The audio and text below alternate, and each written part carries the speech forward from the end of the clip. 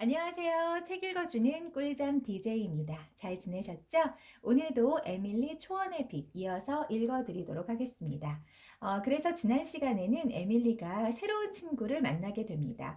욕쟁이 일저 번니를 만나게 되고, 그리고 일저 번니의 아버지는 닥터 번니 의사 선생님이신데, 자기 딸에게 사랑 표현을 하지도 않고 집안 살림도 엉망으로 두는 그런 분이죠.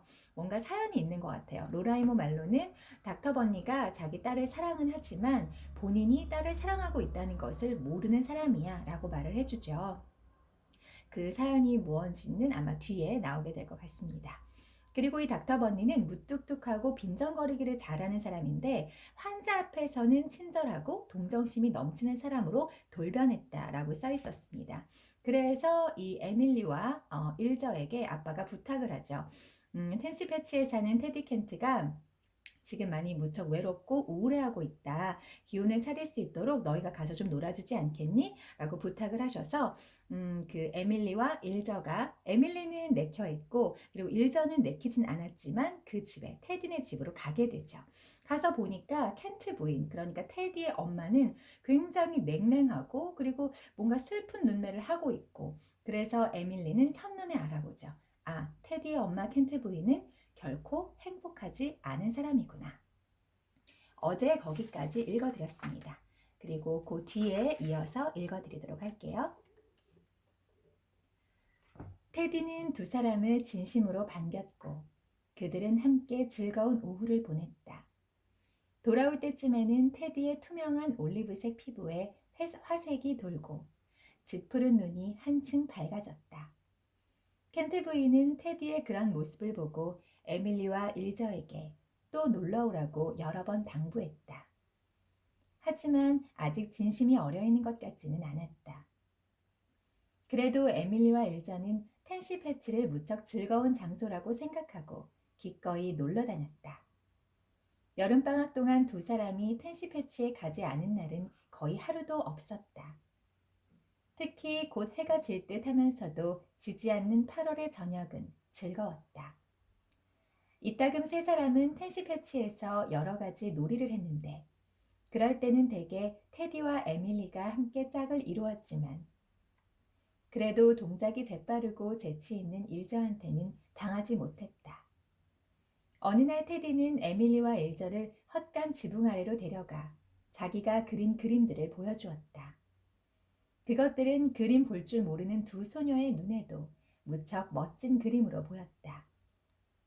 테디가 연필과 종이를 손에 들고 가느다란 갈색 손가락을 몇 번 쓱쓱 움직이기만 하면 순식간에 일저와 에밀리, 스모크와 버터컵의 스케치가 완성됐다. 그것은 정말 놀라운 일이었다.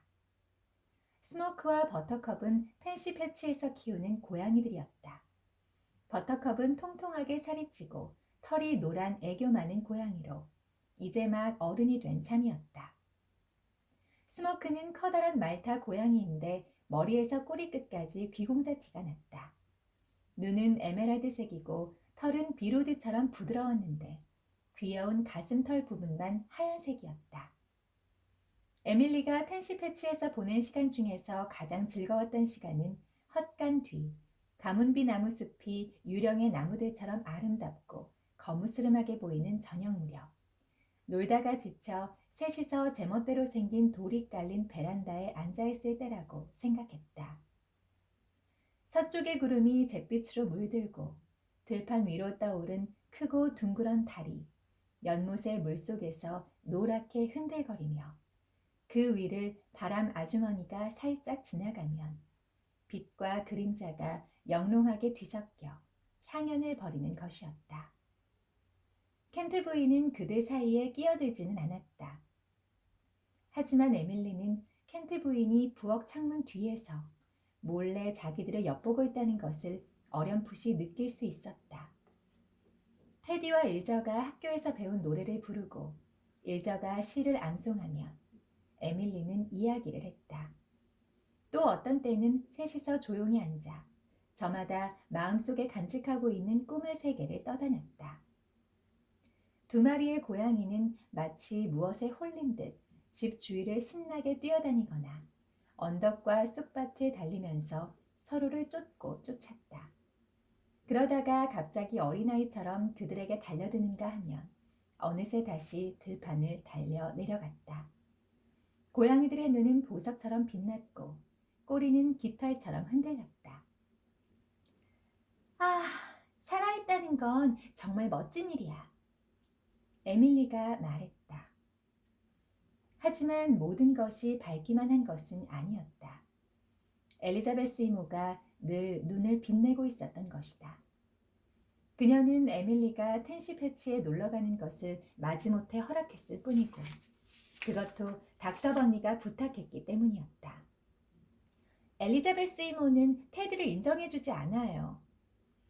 에밀리는 아버지한테 보낸 편지에 이렇게 썼다. 아버지한테 보내는 편지는 낡은 다락 소파 아래 선반에 차곡차곡 쌓여가고 있었다. 제가 처음으로 테디네 집에 놀러가도 되냐고 이모한테 물었을 때 이모는 무서운 얼굴로 절 쳐다보며 이렇게 말했어요. 테디라니? 누구 말이냐? 우린 켄트 집안 사람들을 전혀 알지 못해. 얘야 에밀리, 머리 집안 사람은 아무하고나 교제하지 않는단다. 그래서 전 스타 집안 사람이에요 하고 말했어요. 아빠는 언젠가 제가 머리 집안 사람이 아니라고 했죠? 네 아빠? 전 건방지게 굴려고 그런 말을 했던 게 아닌데 엘리자베스 이모는 절 건방지다고 하며 그날 하루 종일 저한테 말도 걸지 않았어요. 이모는 그렇게 하는 것이 벌이라고 생각하는 모양이지만 전 별로 신경 쓰이지 않았어요. 다만 가족이 저에게 화가 나서 말을 하지 않는 것이 불쾌했지요. 하지만 그 뒤 이모는 제가 텐시 패치에 가도 좋다고 허락했어요. 닥터 버니가 찾아와서 그렇게 해달라고 이모한테 부탁했거든요. 닥터 버니는 엘리자베스 이모에게 이상한 영향력을 발휘하는 것 같아요. 왜 그런지는 잘 모르겠어요. 언젠가 로더가 말하기를 엘리자베스 이모는 닥터 버니와 로라 이모가 짝이 되기를, 그러니까 결혼하기를 원하고 있다고 말했지만 전 그렇지 않다고 생각해요. 어느 날 밤 토머스 앤더슨 부인이 차를 마시러 왔는데요. 괄호, 토머스 앤더슨 부인은 굉장히 몸이 크고 뚱뚱한데 부인의 할머니가 머리 집안 출신이래요. 그 외에는 앤더슨 부인에 대해서 특별히 할 말은 없어요. 괄호 닫고. 그때 앤더슨 부인이 엘리자베스 이모한테 닥터 버니가 재혼할 생각이 있는 것 같으냐고 물으니까 엘리자베스 이모는 아니요, 재혼하지 않을 거예요. 나 역시 사람이 2번 결혼하는 건 옳지 않다고 생각해요. 하고 말했어요. 앤더슨 부인이 닥터 버니가 로라하고 결혼하고 싶어 하는 게 아닐까? 하고 이따금 생각한 적이 있다고 하자 엘리자베스 이모는 경멸하는 듯한 시선으로 앤더슨 부인을 쏘아보기만 했어요. 전 엘리자베스 이모를 좋아하진 않지만 이따금 이모가 아주 자랑스럽게 생각될 때가 있어요. 테디는 멋진 아이예요, 아빠. 아빠라면 테디를 인정해 주실 거라고 생각해요. 테디는 그림을 무척 잘 그려서 언젠가 유명한 화가가 될 거래요. 곧 제 초상화를 그려준다고 했어요. 테디의 어머니가 테디의 그림을 보고 싶어 하지 않기 때문에 테디는 그것을 헛간 지붕 밑에 숨겨두었어요. 텐시 패치는 무척 신기한 곳이에요. 특히 밤에는 더 그래요. 전 황혼 무렵의 텐시 패치를 좋아해요. 저녁이 되면 우리는 언제나 즐거워져요. 바람아주머니가 작은 요정처럼 작아지고 고양이들이 흥분하기 시작하지요. 이 고양이들은 켄트 부인이 기르는데 테디는 어머니가 고양이를 물에 빠뜨려 죽일까봐 일부러 예뻐하지 않는데요. 켄트 부인은 언젠가 테디가 자기보다 새끼 고양이를 더 좋아한다고 여겨 고양이를 물에 빠뜨려 죽여버렸대요. 하지만 테디가 새끼 고양이를 더 사랑했다는 건 사실이 아니에요. 테디는 자기 어머니를 무척 사랑하고 있는걸요? 테디는 어머니를 위해 설거지를 하고 집안일도 도와드려요. 일저의 말에 따르면 그래서 학교의 남자아이들이 테디를 여자아이 같다고 놀린다지만 전 그건 무척 고상하고 남자다운 일이라고 생각해요. 테디는 어머니가 개를 키우도록 허락해주길 바라지만 테디의 어머니는 꿈쩍도 하지 않아요. 전 엘리자베스 이모를 무척 폭군이라고 생각했는데 어떤 면에서는 켄트 부인이 훨씬 더 나쁜 것 같아요. 그러나 켄트 부인은 테디를 사랑하는데 엘리자베스 이모는 절 사랑하지 않는 것 같아요. 켄트 부인은 일저와 절 좋아하지 않아요. 그런 말을 한 적은 한 번도 없지만 우린 그걸 느낄 수 있어요. 켄트 부인은 우리에게 차를 마시고 가라고 말한 적도 없는걸요? 우리는 켄트 부인한테 언제나 예의 바르게 행동했어요. 아마 테디가 우릴 좋아하기 때문에 켄트 부인이 질투하고 있는 것 같아요. 켄트 부인은 정말 이상해요. 책에서나 볼 수 있는 사람이에요. 전 이상한 사람을 좋아하긴 하지만 별로 가까이 지내고 싶은 마음은 없어요. 켄트 부인은 먹을 것이 많이 있는데도 언제나 굶주린 듯한 눈을 하고 있어요. 얼굴에 불에 댄 흉터가 있어서 아무데도 나가지 않아요. 램프가 폭발해 화상을 입었대요. 아빠, 그런 말을 들으면 전 오싹 소름이 끼쳐요. 엘리자베스 이모가 양초만 사용하는 것이 얼마나 다행인지 모른답니다. 머리 집안의 가풍 가운데에는 무척 현명한 것도 있어요. 엘리자베스 이모와 로라 이모가 일저를 제 친구로 인정해 주어서 얼마나 기뻤는지 몰라요. 이모들이 함께 인정해 주는 건 거의 드문 일이거든요. 전 지금은 일저와 싸우는 것에 익숙해져서 싸워도 그리 마음에 두지 않아요. 화가 나면 저도 일저 못지않게 마구 퍼붓는걸요. 우리는 거의 일주일에 한 번은 싸우는데 싸우고 나서는 깨끗하게 잊어버려요.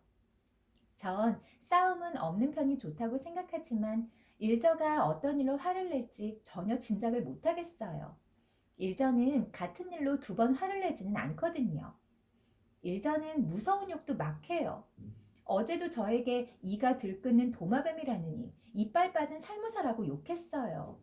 하지만 전 제가 도마뱀도 아니고 이가 빠지지도 않았다는 걸 알고 일저도 그걸 알았으니까 그리 기분 나쁘게 생각하지 않아요.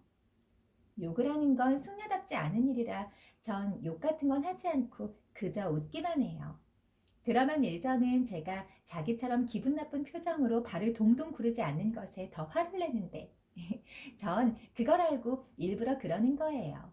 로라이모는 일저가 쓰는 말을 흉내내지 않도록 주의해야 하며 가르쳐줄 사람이 없는 가엾은 일저에게 모범이 되어야 한다고 했어요. 하지만 전 일저가 쓰는 말을 흉내내고 싶어요. 무척 특이하거든요. 일저는 그런 말을 아버지한테서 배운대요. 일저 아버지에 비해 이모들은 너무 까다로운 것 같아요. 어느 날 밤 대여 목사님이 차를 마시러 왔을 때 제가 얘기 도중에 숫소라는 말을 사용했어요. 전 이렇게 말했죠. 일저와 전 제임스 리의 목장을 지나가는 것이 무서워 죽겠다고. 그곳에는 굉장히 화를 잘 내는 교배종 숫소가 있기 때문이라고요. 대여 목사님이 가신 뒤 엘리자베스 이모는 저를 몹시 나무라며 그런 말은 2번 다시 사용하면 안 된다고 했어요.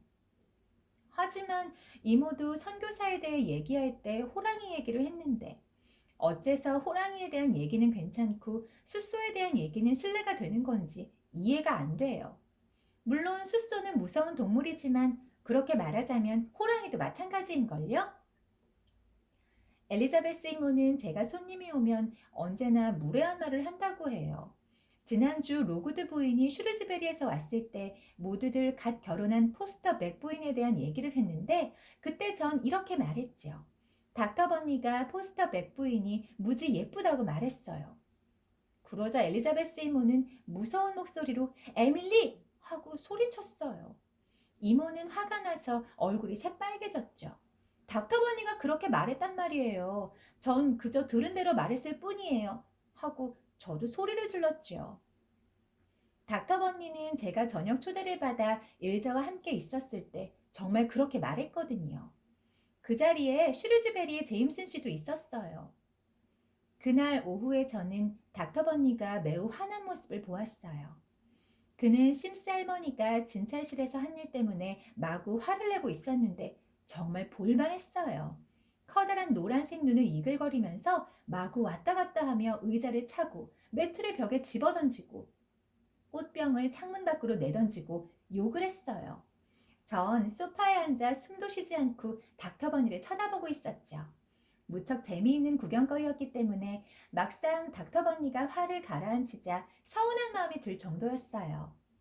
닥터 버니는 일저와 마찬가지로 오래 화를 내지 않거든요. 특히 닥터버니는 일저한테 절대로 화내지 않아요. 일저는 자기한테도 화를 내주면 좋겠대요. 그게 전혀 무관심한 것보다 차라리 낫다는 거죠. 일저도 저와 마찬가지로 고아나 다름없는 아이예요.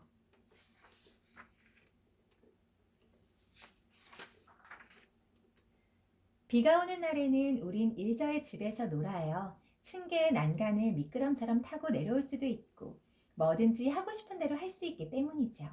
아무도 뭐라 그러지 않아요. 다만 닥터버니가 집에 있을 때만은 조용히 있어야 하지만요. 닥터버니는 자기가 내는 소리 말고는 집안에서 들리는 어떤 소리도 참지 못해요. 일전의 집은 지붕이 납작하기 때문에 다락방 천장을 통해 지붕으로 올라갈 수 있는데 굉장히 재밌어요. 얼마 전 밤에 지붕 위에서 누가 더 크게 소리 지를 수 있는지 내기를 했어요. 놀랍게도 제 소리가 더 컸답니다. 해보기 전에는 자기가 무엇을 할 수 있는지 모르는 건가 봐요. 하지만 우리 목소리가 너무 많은 사람들에게 들려서 엘리자베스 이모가 노발대발하고 말았어요. 그리고 어째서 그런 짓을 했느냐고 물었지요. 이따금 저 스스로도 어째서 이런 짓을 하는 건지 알 수 없을 때가 있을 정도니 그런 질문에는 대답할 말이 없지 않겠어요? 전 그런 일을 하면 어떤 기분이 될까 궁금할 때가 있어요. 또 때로는 제 손자들에게 들려줄 만한 재미있는 얘기를 만들기 위해 할 때도 있고요. 벌써부터 손자를 생각하는 건 잘못된 건가요? 저는 제 아이에 대해 벌써부터 얘기하는 건 잘못이라고 배웠어요. 어느 날 밤 많은 손님들이 집에 오셨을 때 로라 이모가 무척 다정하게 저한테 물었어요. 뭘 그렇게 심각한 얼굴로 생각하고 있니, 에밀리? 그래서 전 제 아이들에게 지어줄 이름을 생각하고 있어요. 라고 대답했죠. 전 10명의 아이들의 엄마가 될 생각이거든요. 그러자 손님들이 돌아간 뒤 엘리자베스 이모가 로라 이모한테 쌀쌀맞은 말투로 말했어요. 로라, 저 아이가 무슨 생각을 하고 있는지 앞으로는 묻지 않는 게 좋겠다. 하지만 만약 로라 이모가 물어주지 않는다면 전 섭섭할 거예요. 저는 재미있는 생각을 하면 그것을 사람들에게 얘기하는 걸 좋아하거든요. 다음 주부터 다시 학교에 나간답니다. 일전은 저하고 함께 앉아도 되는지 브라운의 선생님께 물어볼 생각이래요. 전 로더는 전혀 모르는 사람처럼 대할 생각이에요. 테디도 학교에 갈 거예요.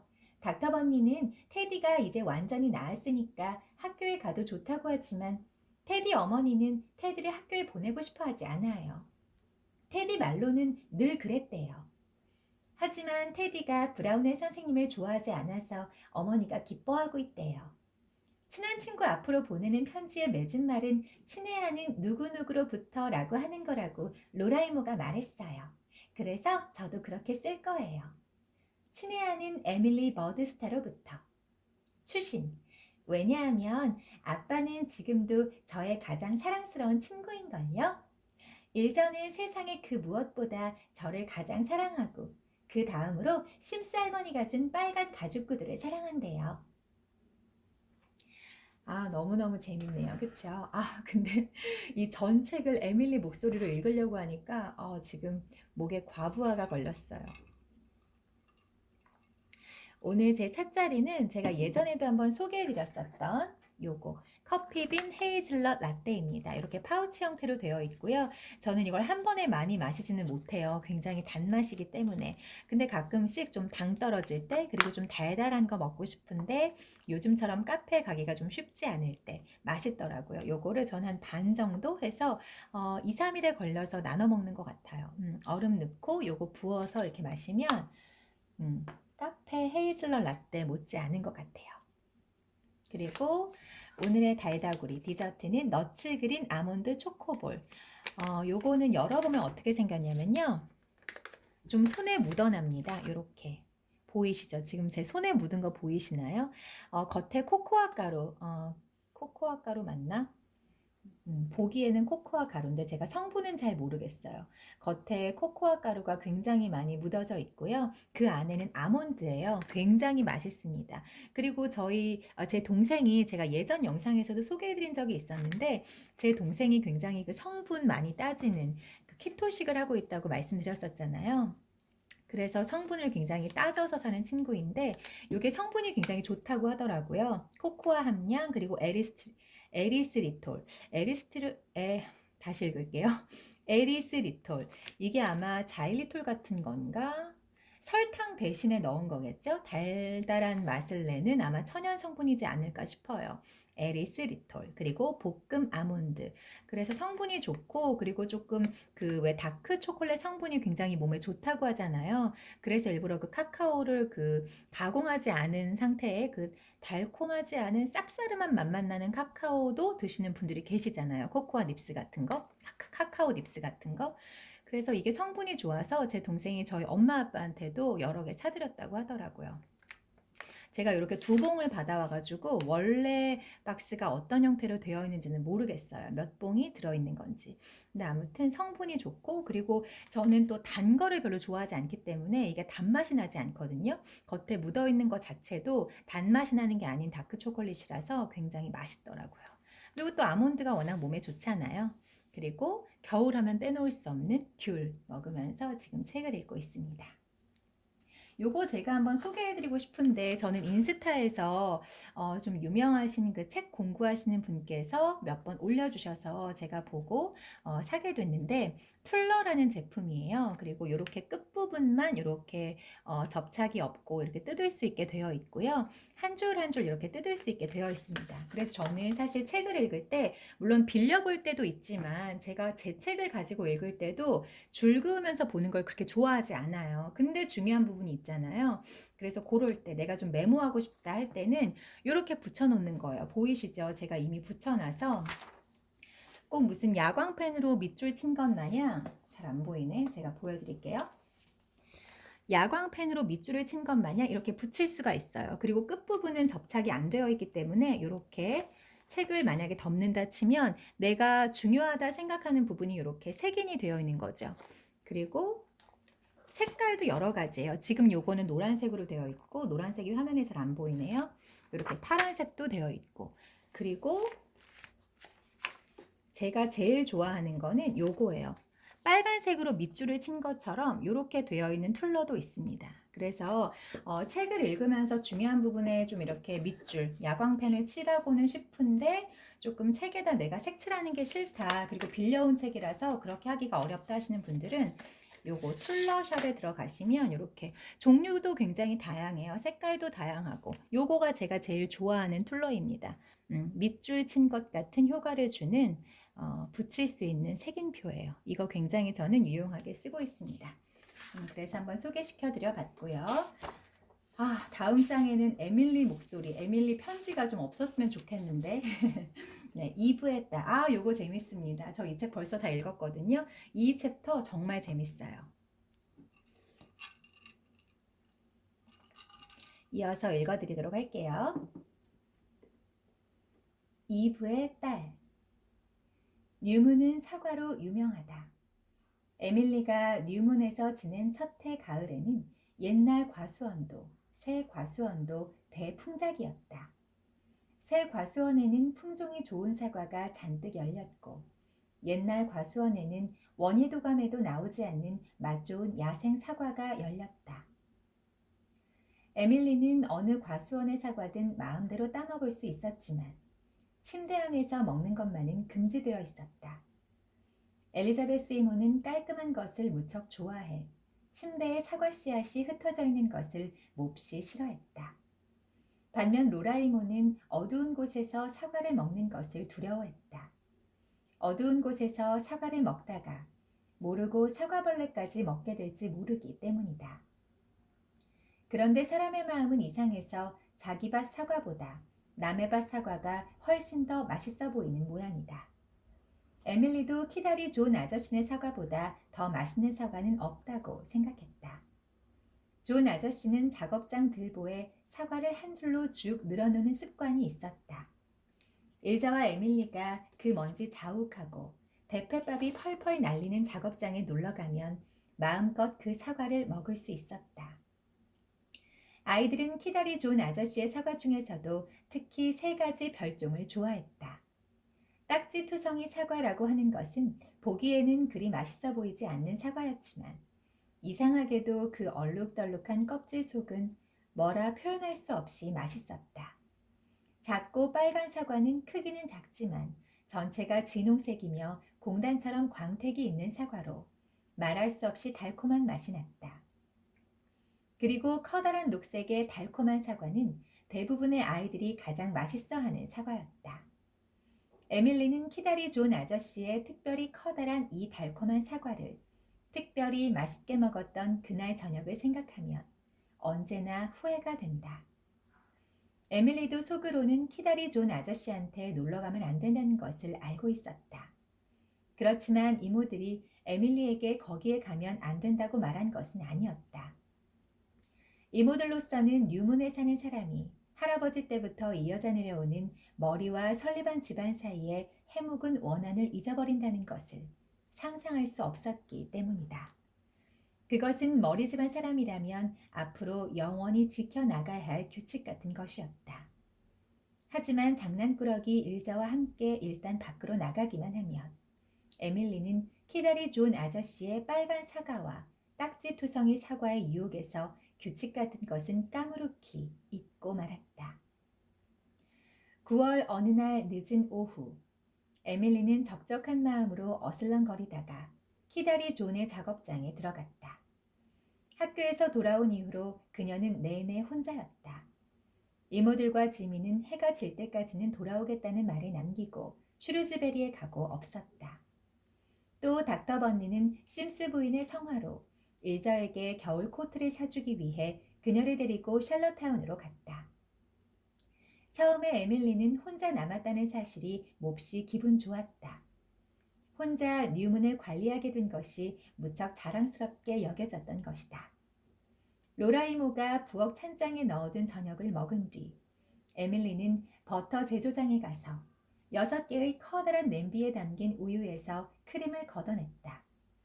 이것은 에밀리가 할 일이 아니었지만 전부터 무척 해보고 싶었기 때문에 이번 기회를 놓치고 싶지 않았던 것이다. 크림을 번지고 커다란 돌항아리에 넣어 잘 휘저었을 때 이미 해가 지고 있었지만 아무도 돌아오지 않았다. 텅 빈 집에 들어가는 것은 생각만 해도 싫었다. 그래서 부랴부랴 키다리 존의 작업장에 갔는데 거기도 텅 비어 있었다. 에밀리는 둥근 통나무 위에 앉아 뭐 먹을 게 없나 하고 주위를 둘러보았다. 작업장 벽에 빨간 사과와 딱지투성이 사과가 한 줄로 진열되어 있었지만 달콤한 사과는 보이지 않았다. 에밀리는 달콤한 사과가 먹고 싶었다. 바로 그때 그 달콤한 사과가 눈에 띄었다. 유난히 큰 사과였다. 그때까지 한 번도 본 적이 없는 크고 달콤한 사과가 다락으로 올라가는 층계 위에 딱 한 개 놓여 있었다. 에밀리는 층계를 올라가 그것을 집어들고 바로 베어 물었다. 에밀리가 행복한 기분으로 사과 속을 갉아먹고 있는데 키다리 존이 들어왔다. 그는 겉으로는 무심한 얼굴로 에밀리에게 고개를 끄덕였다. 저녁 먹으러 갔다 왔다. 마누라가 집에 없어서 내가 만들어 먹었지. 그는 곧바로 대패질을 시작했다. 에밀리는 층계에 앉아서 자기가 먹은 크고 달콤한 사과의 씨앗을 헤아리고 있었다. 씨앗의 수로 운을 점치려는 것이다. 다락의 옹이구멍으로 바람 아주머니가 살짝 지나가는 소리를 들으면서 에밀리는 나중에 빨간 종이에 써 넣을 셈으로 램프 불에 비친 키다리 존의 작업장에 대한 장문을 머릿속에서 구상하고 있었다. 웃음이 나올 정도로 반대편 벽에 길게 비치고 있는 키다리 존의 코 그림자를 표현할 그럴듯한 말을 찾고 있는데 갑자기 코 그림자가 마치 천장을 뚫기라도 할 듯이 위로 향한가 싶더니 키다리 존이 돌아보며 깜짝 놀란 목소리로 물었다. 층계 위에 있던 크고 달콤한 사과 못 봤니? 네? 그거요? 제가 먹었는데요. 에밀리가 우물거리며 대답했다. 키다리 존은 대패질하던 손을 딱 멈추더니 두 팔을 치켜들면서 큰일 났다는 표정으로 에밀리를 쳐다보았다. 하느님, 도와주소서. 정말로 그 사과를 먹은 건 아니겠지? 제발 그 사과를 먹었다는 말은 하지 말아다오. 하지만 전 정말 먹은걸요? 독이라도 들었나요? 에밀리가 불안한 듯이 말했다. 저런, 그 사과에는 쥐약이 들어있었어. 이곳에 쥐가 하도 들끓어서 놈들을 소탕하려고 쥐약을 넣어두었는데 그걸 네가 먹었단 말이지? 거기에는 12명의 여자아이도 눈 깜짝할 사이에 죽을 만큼의 독이 들어있었는데. 키다리 존의 말이 채 끝나기도 전에 에밀리는 새파랗게 질려 비처럼 빠른 속도로 작업장을 빠져나갔다. 에밀리는 오로지 집으로 돌아가야 한다는 생각밖에 없었다. 죽기 전에 집으로 돌아가야 했다. 그녀는 밭도 수풀도 뜰도 일직선으로 가로질러 집으로 뛰어들어갔다. 집안은 여전히 조용하고 어두웠다. 아무도 돌아오지 않은 것이다. 모두들 돌아오면 그녀가 차갑게 굳어있는 모습을 발견할 것이다. 에밀리는 이 세상의 모든 것과 영원히 작별해야 한다. 맛있게 보이는 사과를 먹었다는 단지 그것 하나만으로 모든 것이 끝나는 것이다. 그건 불공평했다. 그녀는 죽고 싶지 않았다. 하지만 에밀리는 죽을 것이다. 다만 죽기 전에 누군가가 와준다면. 텅 빈 집에서 홀로 죽어가는 건 너무 무서운 일이었다. 도움을 청하러 어디론가 달려갈 용기도 없었다. 에밀리는 떨리는 손으로 촛불을 켰다. 그렇게 하면 조금 편해질지도 모른다고 생각한 것이다. 빛이 있으면 무서움도 줄어들지 않을까? 에밀리는 새파랗게 질려 있으면서도 용기를 내기로 결심했다. 스타 집안과 머리 집안의 수치가 되어서는 안 되었다. 에밀리는 차가워진 두 손을 마주잡고 떨지 않으려고 애썼다. 죽기까지 시간이 얼마나 남았을까? 키다리 존 아저씨는 그 사과를 먹으면 눈 깜짝할 사이에 죽는다고 했는데 그건 어떤 의미일까? 벌써 독이 온몸에 퍼진 건 아닐까? 아, 조금 전까지는 그렇게도 행복했는데 앞으로 오래오래 살면서 훌륭한 시를 써서 해먼즈 부인처럼 유명해지려고 했건만 그 전날 밤 에밀리는 일저와 싸움을 한 뒤 아직 화해하지 않고 있었는데 이제 영원히 화해할 수 없게 되고 말았다. 일저는 틀림없이 무척 후회하며 괴로워할 것이다. 일저에게 용서한다는 편지를 쓰지 않으면 안 된다. 그럴 시간이 있을까? 아, 이렇게 손이 차갑다니. 죽음이 가까워졌다는 증거임에 틀림없었다. 죽을 때 몸이 차가워진다는 건 얘기로도 듣고 책에서도 읽은 적이 있었다. 얼굴이 검게 변했을지도 모른다는 생각도 들었다.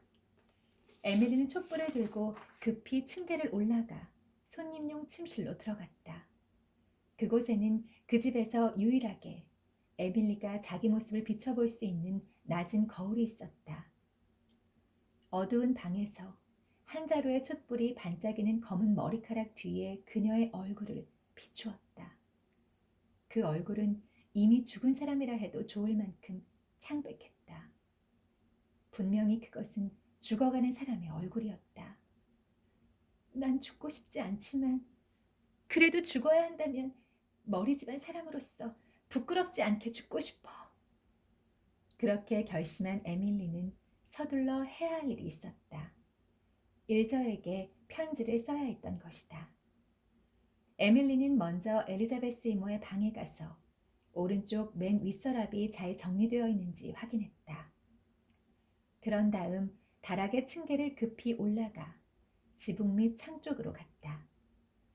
다락은 캄캄했지만 에밀리는 조금도 무섭지 않았다. 에밀리는 편지를 쓰기 시작했다. 손은 조금 떨렸지만 입은 굳게 다물어져 있었다. 사랑하는 일저, 난 지금 죽어가고 있어. 키다리 존 아저씨가 쥐약을 넣어둔 사과를 먹었기 때문이야. 난 이제 다시는 널 만날 수 없지만 널 사랑하고 있다는 것. 그리고 어제 네가 나보고 스컹크라느니 피에 굶주린 밍크라고 욕한 일로 후회할 필요가 없다는 걸 말하기 위해 이 편지를 쓰고 있어. 난 이미 널 용서했어. 그러니까 그 일로 가슴 아파하지 말아줘. 그리고 난 널 경멸한다고 말한 것을 후회하고 있어. 그 말은 진심이 아니었어. 아직 몸에 이상이 오지는 않고 있지만 독이 퍼지면 어떻게 되는지 난 알고 있어. 키다리 존의 말로는 그 사과에는 나 같은 여자아이를 12명이나 죽일 수 있는 독이 들어있다니까. 그리 오래 살지는 못할 거야. 엘리자베스 이모가 허락해준다면 난 베니스제 진주 목걸이를 너에게 줄 생각이야. 그것이 내가 가지고 있는 단 하나의 재산이거든. 키다리 존 아저씨는 나를 독살할 생각이 있어서 그랬던 건 아니니까 아저씨한테 누구도 무슨 짓을 못하게 해줘. 모든 잘못은 사과를 먹은 나한테 있는 거니까. 사람들은 내가 신교도라서 키다리 존이 일부러 나를 독살했다고 생각할지도 모르지만 나는 그렇게 생각하지 않으니까 아저씨에게 스스로를 책망하지 말라고 전해줘. 배가 슬슬 아파오는 것 같아. 마지막 순간이 가까워진 거겠지. 안녕. 어린 나이에 죽은 나를 영원히 잊지 말기를. 너의 벗 에밀리로부터. 너무 재밌죠? 네, 오늘은 여기까지 읽어드리겠고요. 다음 시간에 빠른 시간 안에 다시 그 뒷이야기 가지고 오겠습니다. 감사합니다.